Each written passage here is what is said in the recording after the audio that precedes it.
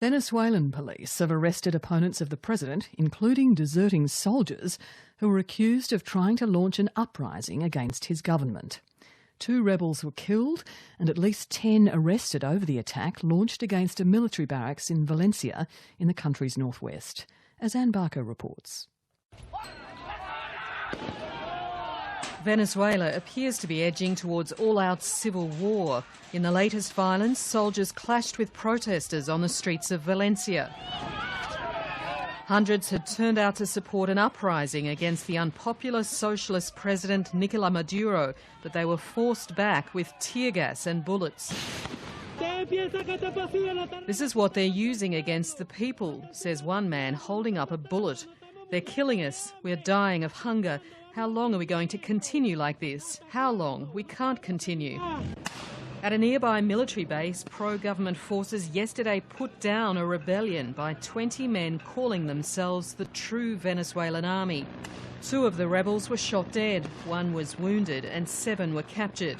Hours before, the rebels, dressed in military fatigues, had recorded a video denouncing what they called the president's murderous tyranny. We clarify this is not a coup, they said. This is a civic and military action to restore constitutional order, but even more, to save the country from total destruction, to stop the murders of our youth and relatives. Venezuelan government forces are still searching for 10 more rebels who escaped with a cache of military weapons. President Maduro has vowed to impose the full force of the law. I've asked for the maximum sentence for those involved in the plot of this terrorist attack, he says, the maximum penalty, and there'll be no leniency under any circumstance, civilians and deserters. Venezuela has been racked by months of violence, which escalated last week with the election of a controversial National Assembly that gives the government unfettered powers, including power to rewrite the country's constitution.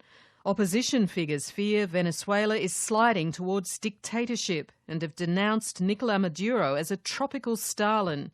One of his key critics is the chief prosecutor, Luisa Ortega, who was sacked last week.